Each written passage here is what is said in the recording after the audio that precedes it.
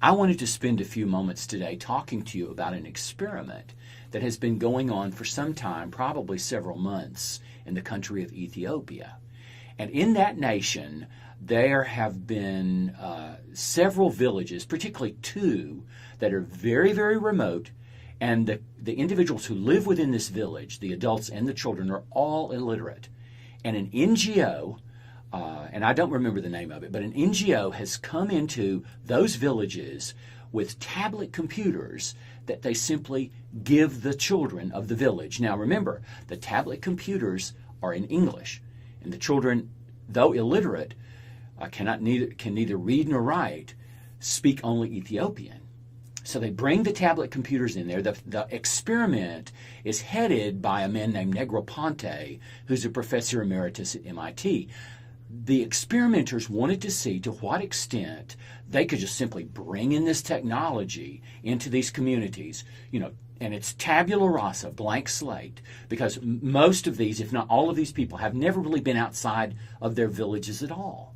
So they bring in these tablet computers, they say a few words, I think, to the parents, but basically they hand them over to the children and they just see what happens.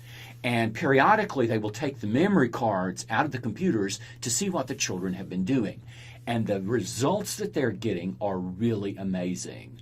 These little children, remember, they're illiterate, they do not speak English, are now learning English. They are learning the alphabet. They have been doing this all on their own, no adult supervision whatsoever, and they are growing. Actually, one of the most interesting things in the entire experiment to me has been the fact that initially the experimenters disabled these tablet computers. So there were some things on the computers that they really didn't want the children doing because they thought it would waste memory. And the example that's cited is the camera.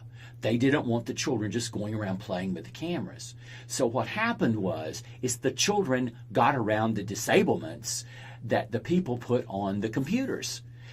Now, that's fascinating. How does it relate to our course in communication, and specifically, how does it relate to the concept of needs? I think it's a perfect example. Because what you've got there with those young children is you've got tremendous curiosity, a desire to know. And what is that propelled by? It's propelled by basic needs. I would say it's propelled by a need for mobility, but especially I think this curiosity is being driven by a desire to communicate, by social relationships, and by reciprocity.